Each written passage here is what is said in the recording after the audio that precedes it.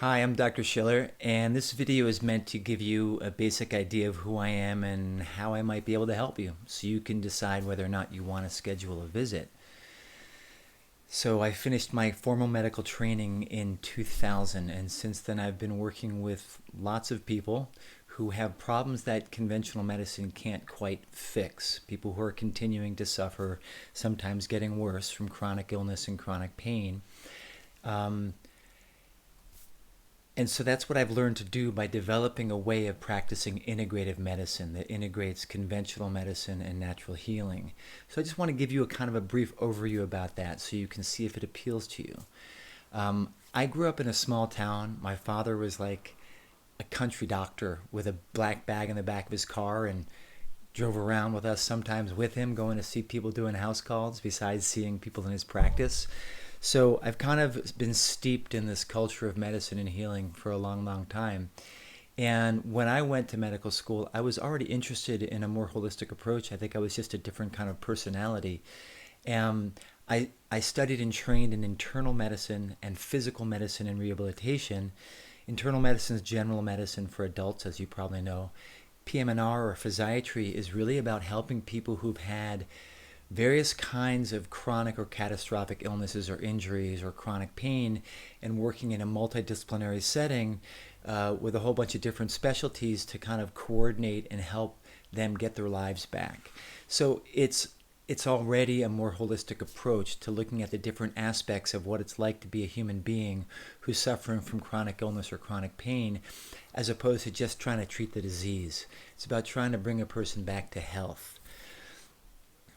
Like I said, I was very involved in mind-body medicine and did a lot of meditation and movement arts training just because that appealed to me, and it helped me deal with some of my own health problems that I was having in my 20s and such.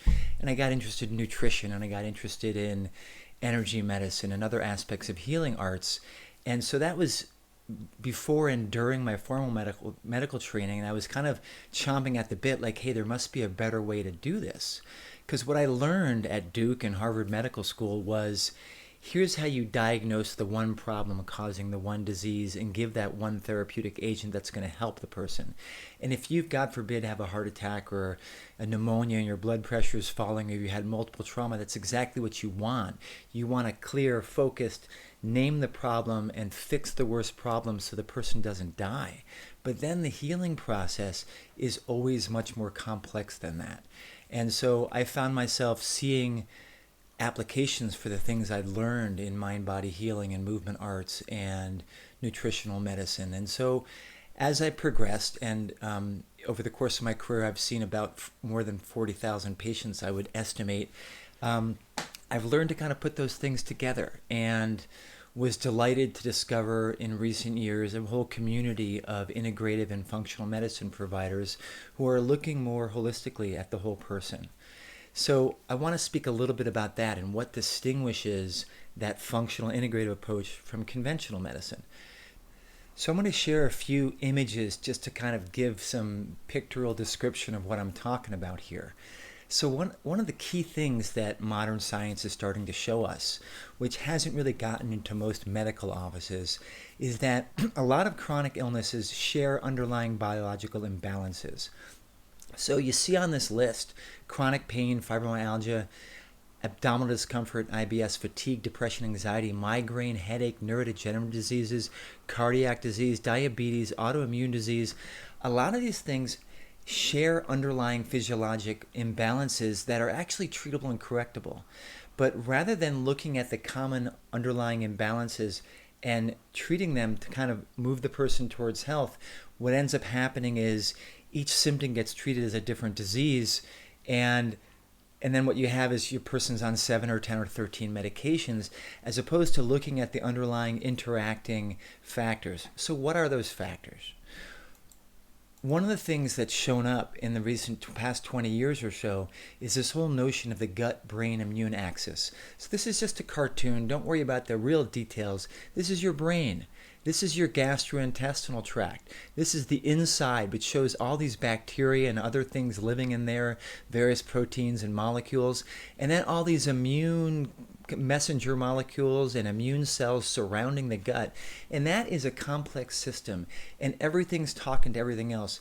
Your gastrointestinal tract, the brain, the immune system are like one intercommunicating system because of the way they're connected functionally. And they're big drivers of almost every chronic illness. And what's striking is that if you look in specialty journals, you'll see them all talking about this, whether it's psychiatry, gastroenterology, neurology, pain medicine, diabetes medicine, trauma care. Everyone's talking about gut-brain immune axis and how it relates to various chronic illnesses. But the what to do about it hasn't really made it into the average doctor's office. And so many of us are taking a more progressive view of that and being early adopters at, hey, let's do fairly safe things to try to adjust some of these underlying imbalances. And so just as a basic idea, like the problem is symptoms and disease. You want to know what's causing it rather than just treating the symptoms. Okay, we think about early life things or genetic problems as antecedents, right? That's the early on, pre-existing stuff. And then what happens during the course of a person's life, there are triggers. Trauma, illness, toxic exposures or drug exposures, infectious diseases, gastrointestinal problems.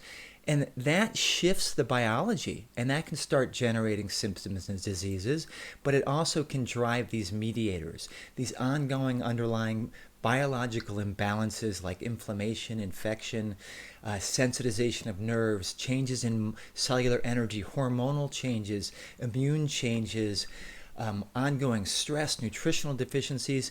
And these all interact with each other in a cycle because these mediators are like triggers that feed into the system, and it's kind of cyclical. It's almost like a snowball rolling downhill or like a stream flowing downstream.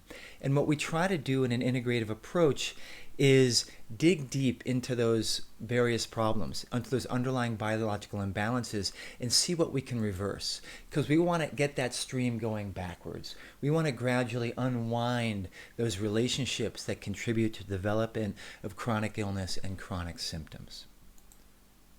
So this is just a model I came up with to make it more simple to think about how you deal with stuff. Because these 3 M's, as I call it, are like handles on your physiology. One M is your mind-body relationships. Another is your movement system. Another is your metabolic system. So what does that mean? Mind-body is your thoughts, your emotions, the way that previous trauma, the way those various things affect your neurotransmitters, your thinking processes, your level of stress or relaxation in your body. Your movement system is the entire thing that makes the structure of your body, your muscles, bones, joints, nerves, connective tissues, which not only move through you through space and protect you, but they are biochemically and metabolically active. They create biochemistry that can help with your sleep and help with stress, change the way your body metabolizes and energizes itself. Really important stuff. And metabolism is all that biochemical stuff that mainly I was talking about in that initial previous slide about inflammation, immune balance, chronic infections, hormonal shifts, nutrition, and all of that. And so these are like 3 handles that you can work on.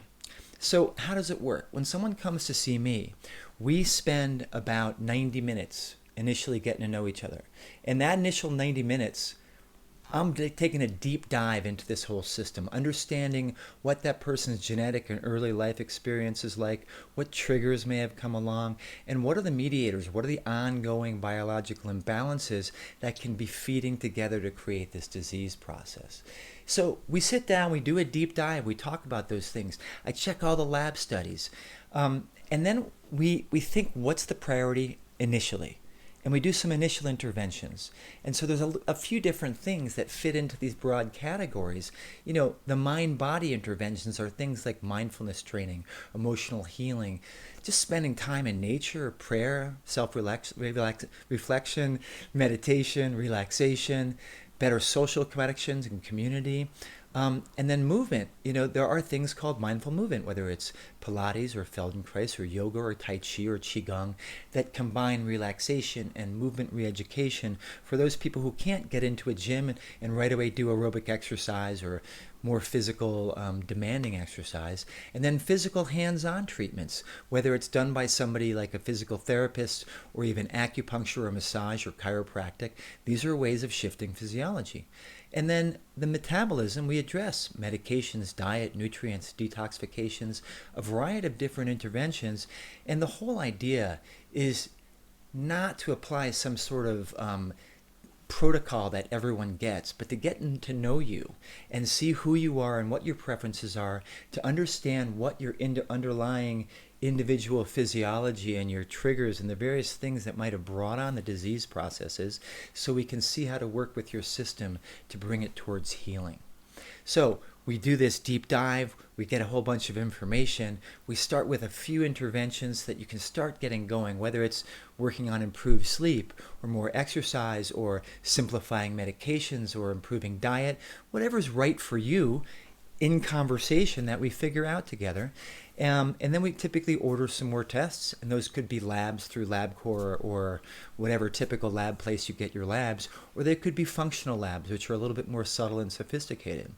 And then you go home and you start working. You do things that can help yourself, like we just talked about, and we get those extra tests to sort of refine what we're doing and follow up after 3 or 4 weeks. And from there, we see how it went, we see what we've learned, and we refine the plan and target it even more. And so that's kind of how it works in the office. And the whole idea to emphasize is that the integrated functional approach is really about you. It's about your individual biology, psychology, social situation, your preferences, your values. It's about moving towards not just treating disease, but thinking about empowering your health and bringing you more towards health, trying to get at the roots of the disease and remove the stuff that might be perpetuating it, and trying to empower your whole mind-body system to get healthy. So I hope that's been interesting. You can reach out to the office and make an appointment if you're ready to do that. If you want to get more information about how I think about some of these things, you can go to YouTube and put my name, Andrew David Shiller, MD, in the search bar. You'll find my channel. There's some more in-depth videos about some, but not all of the conditions that I treat. So I hope that's helpful and educational, and I look forward to meeting you at the right time. Thanks so much.